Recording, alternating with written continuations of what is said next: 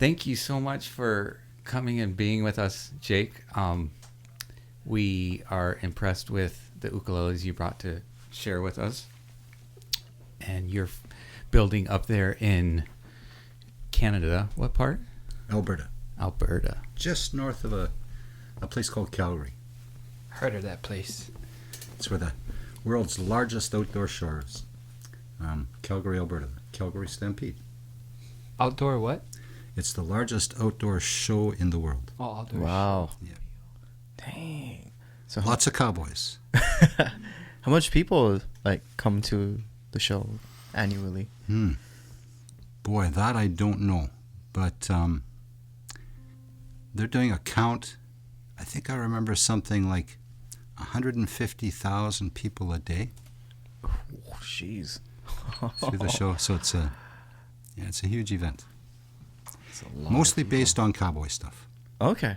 But we've had everybody from, every cowboy from the world, including Hawaiian cowboys, Paniolo, represented at the Calgary Stampede. Awesome. That must be something to see. I mean, it must be a great experience to be able to attend something like that. It's impressive. Right on. We gotta go there. You guys got to come. You're impressive. Man, Thank you. you can play. Can I play? Yeah, man. So what, are you guitarist originally? And Guitarist, 5-string banjo, originally. In my teens, I held the Canadian 5-string banjo championship. Nice. Awesome. I'm not a teenager anymore. How was it though? Like in that competition? In the Was it- competition, it's pretty steep. It's like any other kind of a competition where you need to present 3 different types of tunes. Oh wow. So you play a jig, a reel, and a breakdown. And a breakdown would sound something like on the banjo, something like Foggy Mountain Breakdown.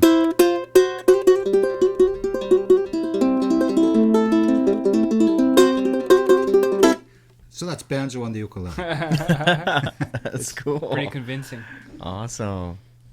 So was there like multiple rounds that you Yes. had to go through?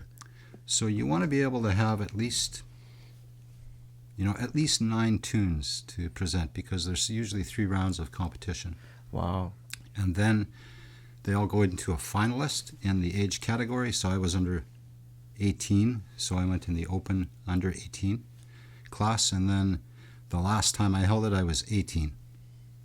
Wow. That's awesome. Because like, I don't think any of us here at the ukulele side can say we're like a real banjo player at all. we can kind of fake like bluegrass on the ukulele, but none of us are actually trained. But that's really, really awesome. And then when was it that you discovered the ukulele and decided that you wanted to start building? Wow. Well, Mom and Dad brought me back an ukulele from actually Leolani. Oh, awesome. And it was a soprano, so I've got big fat fingers, So it was a little bit of a challenge, but I learned how to play it. And then, of course, that got me involved with some of the builders here. And Mr. Kamako was the first one that I went to see, and only to pay homage to the ukulele. So I took my ukulele to the factory, and he offered me a job. Of course, we couldn't take it because housing wasn't included. Yeah. And I didn't want a job. I just wanted to, express my love for this instrument to him. So he said, you keep building. He said, you build fine. So that was the first one. That was almost 10 years ago now. Wow. Yeah. Awesome. So I've built, I think, in the neighborhood of 25 different ukuleles since then. Okay. But I also build other instruments. Mm-hmm. But this is kind of what I want to focus on, and I want to learn the culture of this instrument, Yeah. you always struck me as like really generous, kind-hearted. You brought me gifts last time you visited Hawaii. Aye. This is the first time you brought your instruments, but I mean, it's obvious that you operate from a place of aloha and really put your heart and soul into your building. We have to. Yeah, we have to. So what are some of the concepts that went into a tenor like this? A tenor like this, I build in the traditional Spanish style, so I use an integral heel. And the reason I started using my first name for my company name, Manley, is of course because of these big fingers. So my fingerboards are a little bit wider than normal, and built for manly hands, I guess. What's the nut width at? 1.5 inches. Nice. Yep. And the spread at the 12th fret is 2 inches. Nice. Yeah, so you get a really wide spread. Widespread. And you know, this comes from classical playing. Most of the ukuleles that I've played,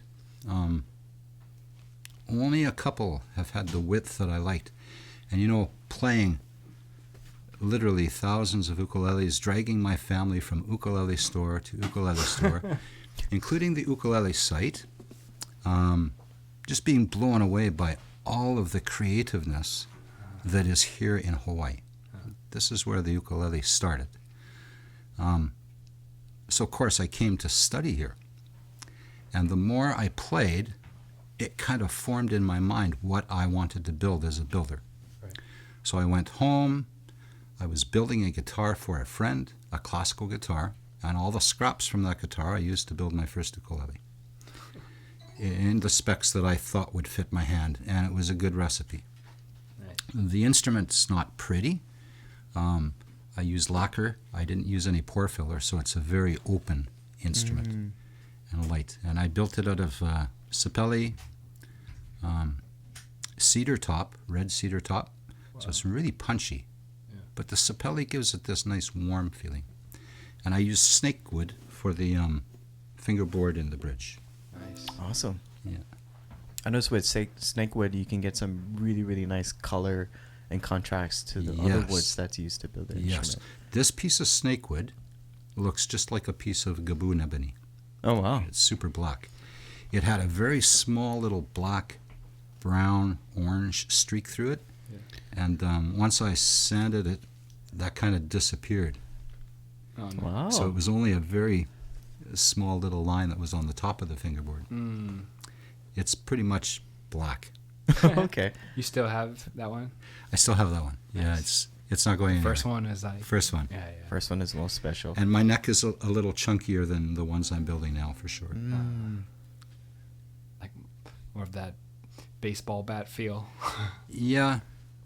Yes. Not quite baseball bat, but But enough to fill your hand up. yes. Yeah, your hand is full for sure. Yeah.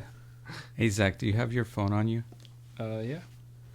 Like, I'll put this up on the screen, but Jake was showing me this piece of spruce that he this has. is crazy. This is spruce? Yes. Right?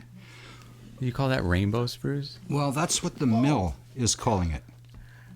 So what happened was they cut this tree down, 150 feet tall, 6 feet in diameter, Sitka spruce. And when they cut it, you know, they started cutting it for their own purposes, not for instrument purposes, so they cut the log right in half, which is not the way a luthier would cut that log. And the inner core of it was full of carpenter ants.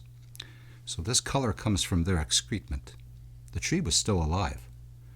So because they're in the heart of the tree, living in all these tunnels, all of their feces cause the wood to go that color. It's just amazing. Yeah, that's interesting.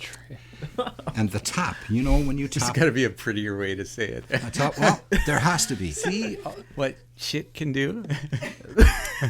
Well, you could say that. Or you can just say the ants caused it. Yeah. Yeah, the ants cause the it. coloring. Yeah. Absolutely. Yeah. Yep. It's pretty cool. That's I never see, you know, like when you look towards the sides, you can kind of see, you know, the verticalness. But like when you look at the center of this piece, it's like I don't think I would ever guess the spruce. It's such a trippy thing. No, so what you're seeing there is book matched. Mm-hmm. The whole instrument is going to be made of spruce. Nice. Top, sides, back, and neck. Yeah, I've built 2 solid spruce ones now. Nice. The first one was a concert scale length with a soprano body. And I monitored them very close, because luthiers don't like to build everything out of spruce. Yeah. What Just was the your top. thoughts with that? I mean, Well, all my other luthier friends were saying, no, you shouldn't do this because like in a year it's going to do all of this. It hasn't moved. The lady has had it for 2 years now. It hasn't moved. And the tone that comes out of it is amazing. yeah, that would be my thought more than there being issues with stability is just, in terms of not having that contrast that a lot of people look for with a hardwood, Right. coupled with it. But yeah, I mean, there's been some, remember the Maui music that was all cedar? That was interesting. And then Pops has been building some of his with all spruce. No. Yes. So the supplier that Pops uses is the same supplier where I'm getting my spruce. Do you describe it as bright as far as the sound? Yes.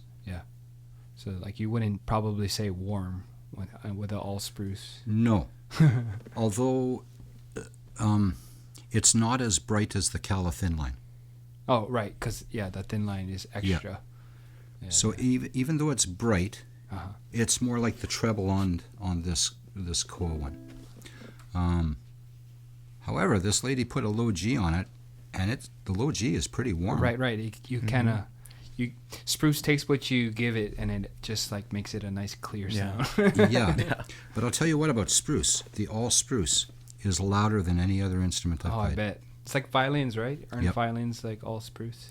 Just the tops. The Maple. top. Maple. Oh, not See, maple is very bright too. Right. Yeah. Yeah, I would think there would be some absorption happening more. I mean, it's like ebony or maple. They're really hard, so they're reflecting it back more. Yes. But I would think you would have like issues more with all spruce. But with anything, it's like how you do it, and if you have somebody paying attention to all the tapping it and getting the sounds you want, then I bet it sounds great. Yeah, I tap everything that I build. And I try to tune my instruments too. I use a tuning method very similar to the way a steel drum builder would build his drums. I can get pretty good isolation on upper-lower bouts, especially with the guitars I build. The ukulele's pretty close to a G note. Pretty close. Pretty close. Whoa. Yeah. I mean, things vary, right? The more you add mass on. So Right. I would tune the top, bottom bout, the octave would be a G, and then I can get a C in here. But once you glue everything together, Right. Things you change. just hope it stays there. But when you're talking about just the top piece before the bridge is glued on, or even after that, Before the bridge is glued on. just that alone, you Yeah. can get that many different. So you can hold the top, Uh-huh. tap it. It's where you place your fingers on that top for tapping is the same way you work a string harmonically. If you think of that piece of wood as a string and you're tapping it, you're going to get that same placement for harmonic. So if you grab a long piece of wood right in the middle, you're going to get the octave. If you grab up at the end where your 5th fret is, you get the lower note because there's more wood, right? Wow. Now, you flip that wood around and you tap it on its side and you're going to get a different note again because of the mass on the side. Trippy. And are you doing this by ear, like to match the note, like you would say, like you almost hum it, or is there like a tuning method, actual? It's kind of the same method that you would use for kalimba or xylophone, wooden staves. Yeah. So you get a close note, and then when you take away mass, the note gets higher. So you always make your stave a little heavier than the note you're going to go to, so you can take away mass to tune it. Whoa. How does that relationship work with the back? With the back, the same way. I tune the backs too. Of course, the sides I can't tune. I listen that they're going to, produce a good tone when I tap it, but I don't necessarily tune them. But the back I tune as well. So the back I tune to a harmony note. So if I'm, depending on the size I'm building, I might pick a different note, but always within that C chord. So E, A, you could tune to a sixth. I don't know how far some other luthiers are going with the tuning of their instruments. This one is in Koa, and you chose to do the one piece, which is pretty cool in the tenor size. You don't often see pieces that large necessarily too, but it also has that kind of vintage one piece Absolutely. And that's what inspired me. The early instruments, the top and back are book matched. They're from the same piece. You could have had a book match top and a book match back with that. I could have split these pieces and had top and back, but I wanted to go for that vintage look. Nunez. They were a lot of them were one piece tops. I thought this had a really warm tone. Why don't you give us another song on that? That sounds good in the head. Yeah.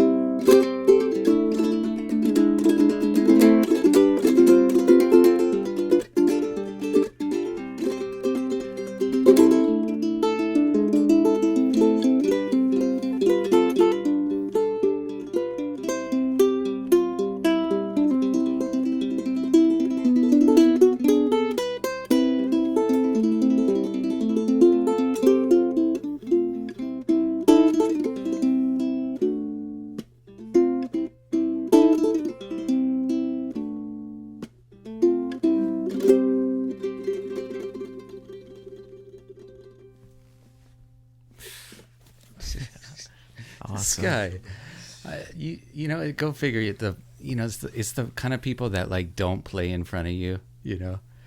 That like they're just. They're humble enough to be on that level. Like Jake, beautiful man. Thank really you. beautiful Awesome. playing. Thank you. But yeah, Really good.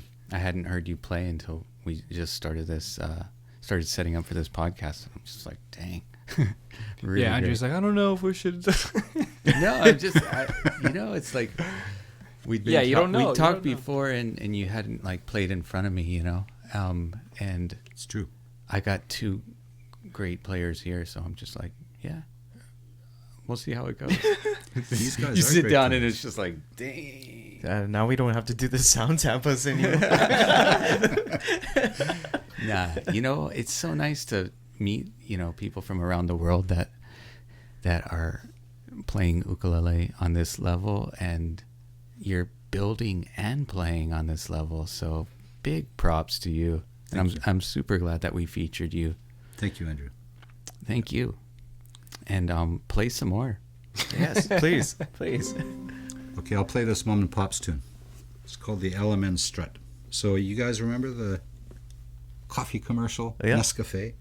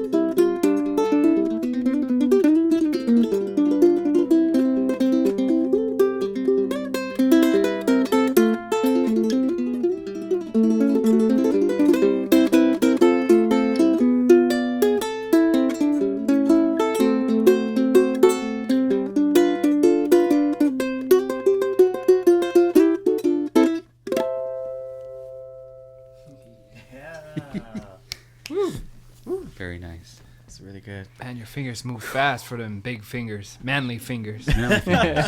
Thank you. The fastest manly fingers I've seen. That must Very be awesome. Do you play high Interesting. G as well? Yes. But do you have to like flip your whole thinking or at all? No, you know what? It's all the same to me. So all He's a of these genius, instruments dude. are all the same. Really, fretted instruments. So all you have to do is get the tuning in your head Yeah. and then just figure out the fingering where the chords are. So that's something I've been doing all my life. I'm a multi-instrumentalist. All right. So you have a relationship just with the understanding of where you're at. Exactly. Yeah. Yeah. But having that high G now, like from myself, I always feel like I want the lower note there. So anytime you think of the C string being your only bass note, it's just so weird going for the root on the top, but you get the octave higher. So like I feel like that's always a struggle. But yeah. But the way you said it, you got to get to know it. That's it. Yeah. That's it. And that thumb work from going from G to C while you're playing the melody on the E and the A strings. Yeah, that's too. a classical technique. Yeah. Yeah, that's Yeah. super cool. It kind of reminds me of like what Tommy Emmanuel and Chet Atkins did Yes. on their guitars. It's That's the really same cool. thing. Awesome. Yeah, it's the same thing. And also your left hand. I noticed too when you're doing all those quick runs. A lot of our viewers are they're probably gonna miss this unless I mention it. You keep your left hand really close to the fretboard so that the timing between your hands being off and coming back down is much shorter, so you can get to those notes quicker. Exactly. It's Yeah. all No ergonomics. wasted movement. Yeah. So I call that lazy guitar playing. Oh no, that's efficient guitar. Efficient. Because I want to get to that place the easiest way I Yeah. can. Yeah. Without interfering with any other notes. Yeah, and a lot of people, like especially like brand new ukulele players or people who are trying to figure out, how can I play more efficiently? That's a really good tip. Like watch how he's playing. Keep those fingers close. Rewind. Tight. Hey, I'm gonna listen to this when I get a chance. You just handed me this CD called Manley Ukulele. Manley and Ukulele. is this online too? Yes, on my website. But Is not it online to, yet. to download, or no, they can Not get yet. the hard. Okay, Yeah. It's coming. all right, we'll look out for that. Man, it's like I feel like you're a hero now for me, just because I always dreamt about making my own guitar and then writing the music on the guitar that you made and then recording it.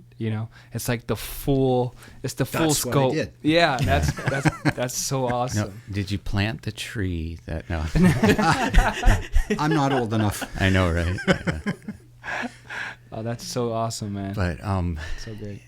yeah, maybe we can get another song on that if we have time. But I don't want to. I know you have a plane to catch too, and I want to feature another instrument that you brought us, and if you can kind of go into the concept of that one, because it's kind of grab it? entirely different. Okay. Oh. Rahel. One of the original instruments that came over, cavaquinho. Oh, yeah. Rahel. Oh yeah. Yeah. So Rahel was a 5-string tenor size instrument. Like tipple, Not a tipple. but it was a. Did you say 10-string? 5. Oh, 5-string. Yeah, 5 separate strings. Very similar to a 5-string banjo, except a full-length string on the outside, and tuned very similar because it was re-entrant. So high, Right. low to high, but separate 5 strings. Like an you could get that kind of ADGCA sound. or something. Yeah, Yeah. exactly. Oh yeah, I saw like H string, like studio string. Oh yeah. Do you ever use picks, Jake? Sometimes, Sometimes, yeah, but just depending on what you want to play. yeah. Just do you use it for something like more attack or just like more lead line type? More attack, more lead lines. Yeah, yeah. And I like to use a 2 mil, Which one? a 2 mil, something Oh, really 2 mil. heavy, Oh, okay. Nice and thick. something big and fat. I think Oh, You is and he? Corey could have a chat about picks. Well, He uses mandolin picks on his uke. yeah. Yeah. Yeah, I do too. And sometimes finger picks. Like Okay. banjo picks. Mm-hmm. On the CD that I gave to Andrew, there's a lot of different techniques there, and I gathered up a lot of different instruments. I kind of took a slice through ukulele history since it arrived in Hawaii. Listened a lot.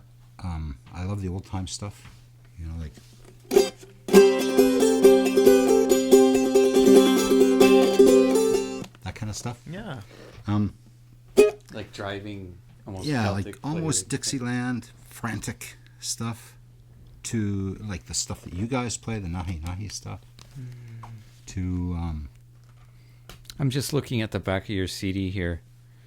I want to hear your rendition of Somewhere Over the Rainbow sometime, but you know, Besame Mucho. Besame Mucho. I remember, I think Lyle Ritz did that song. Yeah. I don't know if you heard his, but I love that song. Yeah, Besame Mucho.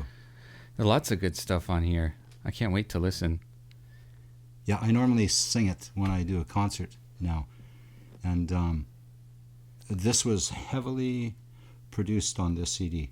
I used 2 main ukuleles on it for the soloing, and then a whole bunch of percussion. I did all my own percussion. Did you use Manley Ukes? Yeah. That's so awesome. Manley Ukes. Duh.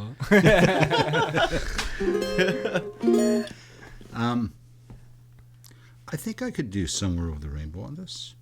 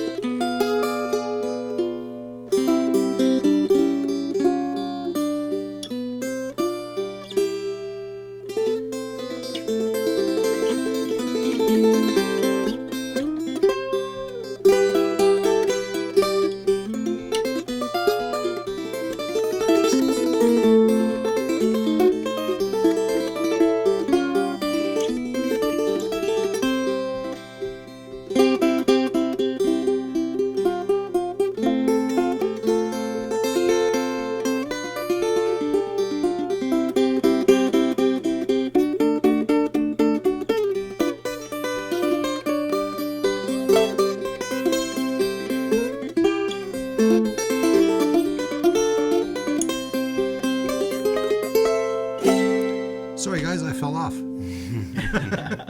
So good. Ah, Woo! yeah, I'm not used to playing this. I'm not used to 8 strings. I apologize. No, that was quite the ride. You want me to try it again? Or have you got enough, you think? Oh, I mean, I like that. So if you're going to play something else, I say keep going, but maybe something else. Okay. I lost my train of thought because I'm fighting with the action a little bit. With the what? Action? Yeah. Yeah. I was thinking that when I played that one, I was like, just a little bit lower on the nut slots, which it has room to go, and the saddles has room to come down too. It does. And then it would be perfect. And it's like what we've been selling with the Pono O, the octave mandolin. Yeah. The octave mandolin. Yeah, but So in that the- was my inspiration. But this is in Do you a have one? tenor. No. Oh, you just saw it? I heard it and stuff. Yeah, Kenneth McCool-Kenny. Oh yeah, Ken. Yeah. You see this right here? At your new store. This Yeah, was gonna be like a tenor version of that, but I don't know why this doesn't have strings right now. I remember when Ken walked in, because I was there in the shop in town, and he saw that and was just like, "What is it?" Yeah, he was yeah. just like, and he has a lot of instruments, and he likes different things, and he's a super talented player as well. But as soon as he heard that and strummed it, he was just like, he basically told me put it on the side, and he got it. Okay, I'll play you something that I can play on this. This is embarrassing.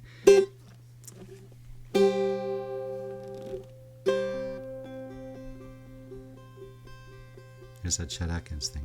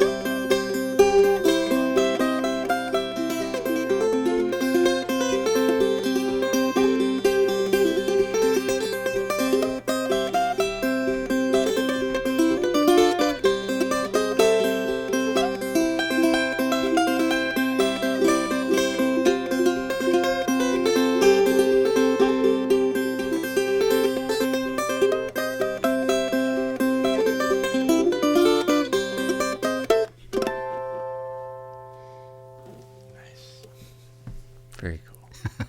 Awesome. Come in. And even harder for your manly fingers with this instrument, technically, right? Yes, Yeah, it needs to be set up. And play sweet. Whoever buys this, it will help if you're a manly person. You have to be manly Yes. enough. You have Especially to with be the a steel manly string, man. because if you're not used to it, your fingers will get, Yeah. Yes. Yeah. you Toughen gotta be up, folks. steel string players. You want to have that sound? Yeah. So I'll be honest, guys. I've turned into a wuss since joining the ukulele realm because I love nylon strings. And, Corey, why don't you sit next to even my Linda? steel string guitar? I don't play much anymore. Just, but sometimes you still dabble just because you want the steel sound. Yeah. So I really want one of these. And I got to spend some time with it. I haven't spent any time with it. You guys know how it is. You need to spend that time with the instrument. Get to know it. Yeah. Get it under your You fingers. find that certain things sound way, maybe much better than on another instrument. So you Yes. start kind of like catering to what it brings to you. Exactly. So when I saw Kenneth play your octave mandolin, I was totally blown away by the sound. Yeah. And Andrew was kind enough to give me the guy's name where I could get one for wholesale. He said, just talk to him, and you can have one for wholesale. Kylan. We were leaving like 2 days later. We just didn't have room, so it didn't happen. So I decided, okay, I like the tenor size better. I don't like the octave scale. That's so funny. That's how that happened. You guys totally inspired me to go home and build this. Like serious. You So- bugger. That's awesome. That's cool. Wow. Yeah, I And then wasn't how long did it take? This was about 2.5 months alongside my student that I'm See teaching this how to depth build. right here? This is what I was telling the guys at Kala they could easily do by just changing the depth of your sides, Yes. without getting full on arched back and all that, but you get the comfort. Yes.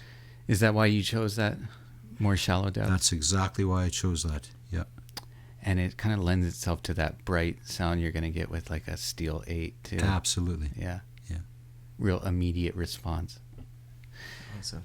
And does your bracing have to be totally different because of the tension? Yes. This one's X-braced. Okay. It's not scalloped. Those are total braces all the way through. It would be nice to try a scalloped one just to see what tonality it would make difference. It'd also be nice to do a double X and do a double puka. Oh, on yeah, it. yeah. Yeah. So that's in my head too. that's almost getting to like lattice bracing. Yes. Yeah. Yeah. Very You know, similar. there's a builder in Canada, Louis Mesquita, I think. How you LFDM, and you guys remember what part of Canada he's in? I don't know. I know Forget Uncle it. Len probably. I think Len it's always- in the he's said it a Toronto million times, and I side. just- What is that? That sounds right. In Toronto.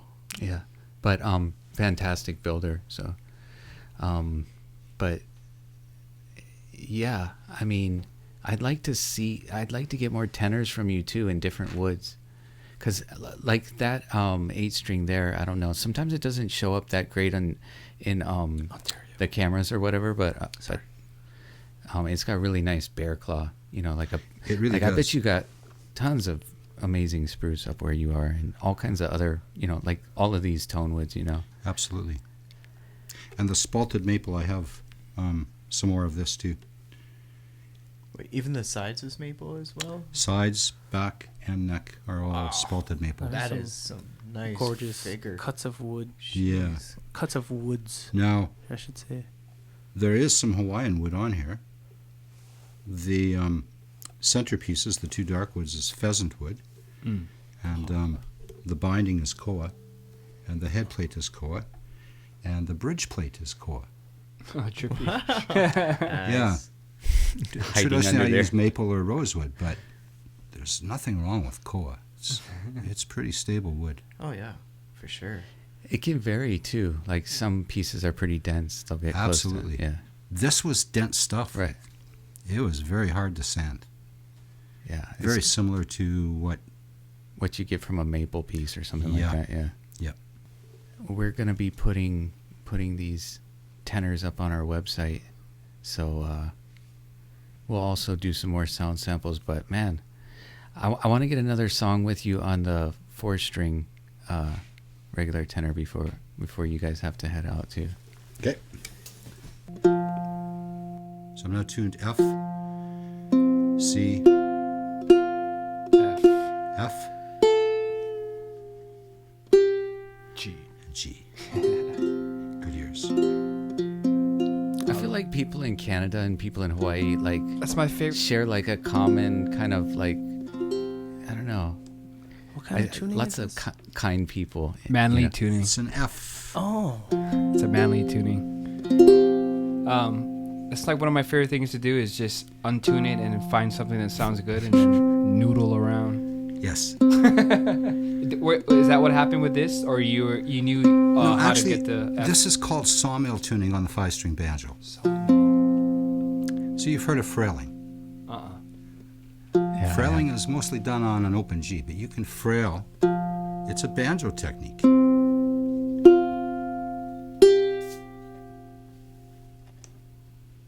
And the way it works is you pluck with the back of your finger, strum. Now you really need a re-entrant tuning for this. And the thumb hits the 4 strings, so you have this kind of motion.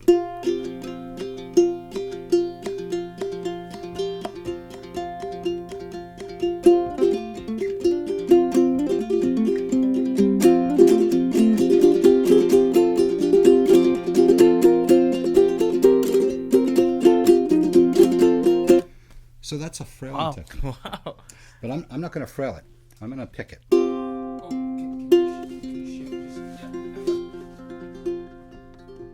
It's called Soldier's Joy. This is a bluegrass tune.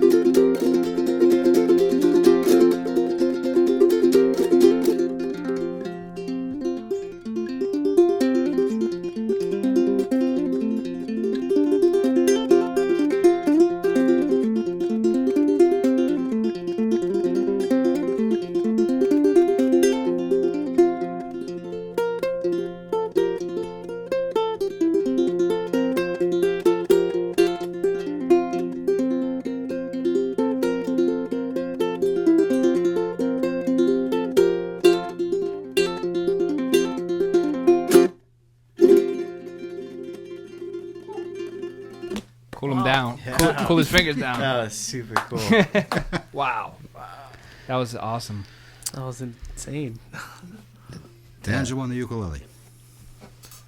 Very nice. I So, love that kind what's of the name of music. the tuning again, or Um, style? That was Frailing. Frailing. Frailing. Yeah, How would you compare that with like a claw hammer type of a technique? similar. Very Mm. similar. Yes. What's the Step difference motion. between that and a claw hammer technique? Frailing and claw hammer are pretty much the same, although with claw hammer and something else called drop thumb, you can get way more melody out of the instrument and sound, more melodic, rather than just strumming it. And then, of course, this tuning lends itself to that. Yeah. It's kind of like kihualu. It's open tuning stuff. Yeah. It's my favorite. Me too. Just the notes just sing and everything is vibrating, so you kind of have that constant like thing that's kind of backing up You everything. can kind of else. catch your breath with it open too, Yeah. and kind of find where you Yes. want to go, but you let it Absolutely. breathe with. This is also one of my favorite tunings for playing stuff like Arabic stuff.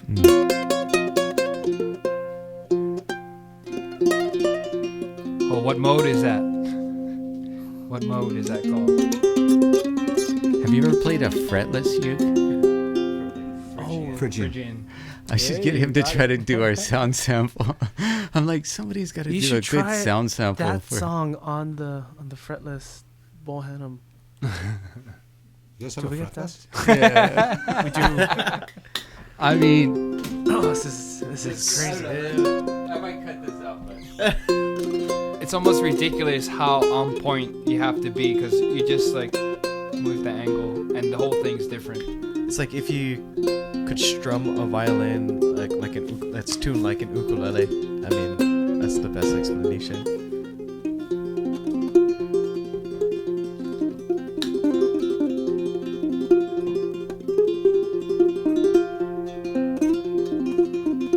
Is it a black Oahu case?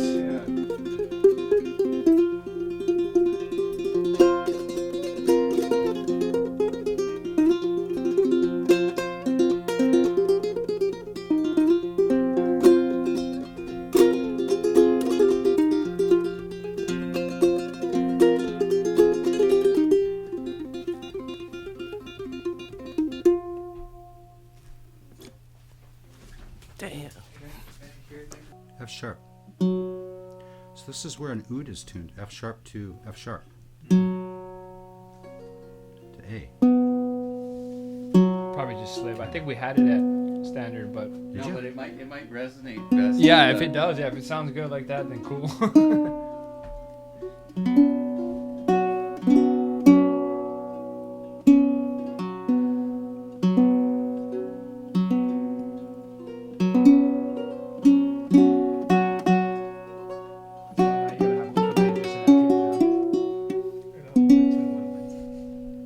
Well, these strings are not even stretched in.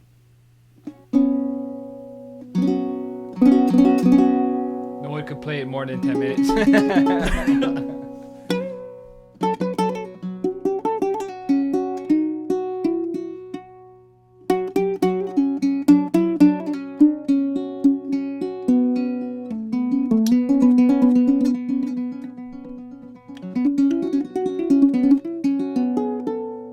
Okay, this is oud.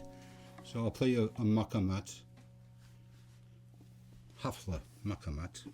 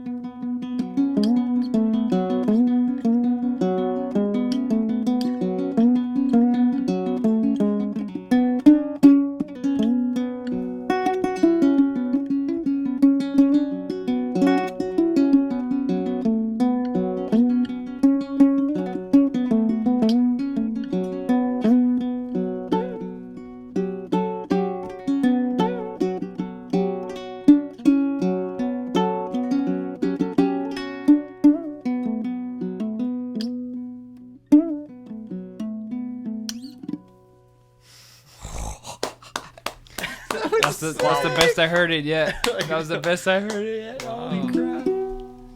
Such a hard thing to do, but I love that sound. My That's birthday's in May. wait, May You hear as that, in, Bohanum? as in already. Already oh passed. man, Linda. Oh, yeah, this is cool. You shouldn't have shown me this.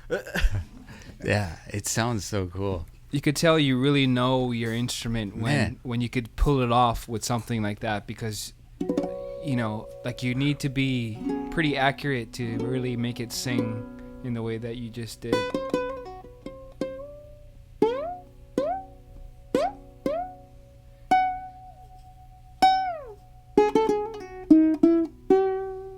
Ooh. So where are you finding the sweet spot is? Like just to the left of the where you see the dot, Yep. or Just. just basically on it, but just to the left, like you're Just to the leaning left, to the yeah. left.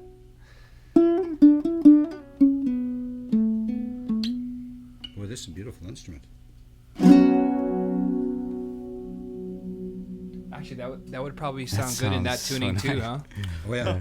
Because then you could still move. So are you gonna build a fretless now? Because that's basically a tenor body Maybe. without frets, right? Well, unless you decide to give this to me for my birthday. Well, yeah. Actually, I'm just selling that for Bohanum, but somebody's gonna get a super cool instrument, Yep.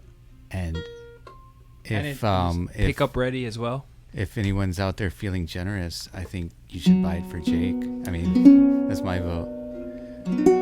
I agree. That it should be yours. Go fund Jake. Yeah, but yeah, wow, what a trip. So you haven't oud or spent time playing that before?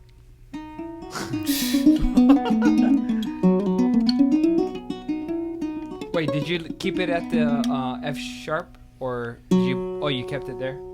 Yeah, So but I'm right- tuned F sharp so- open now. Oh, okay. Oh, cool. Oh, that's great. Oh man, gotta go get my camel. Yeah, you can get that. Yeah, the slides are more effective now. You really hear that.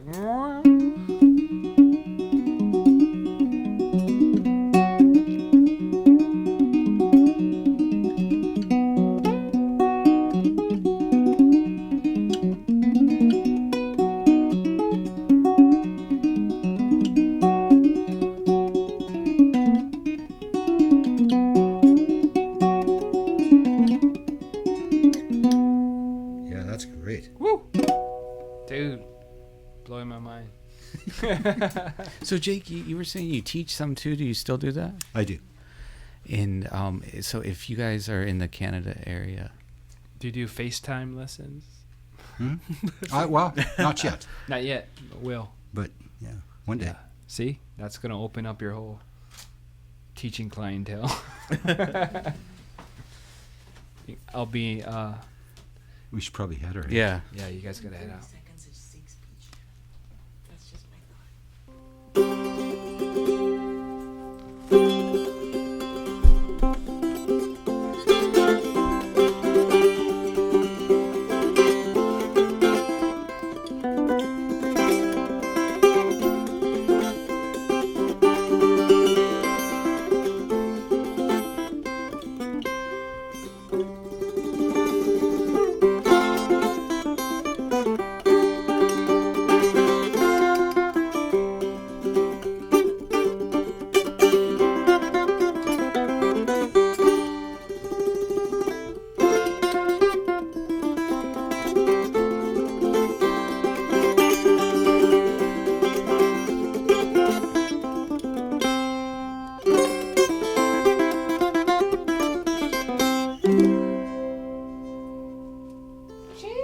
Yeah. Nice.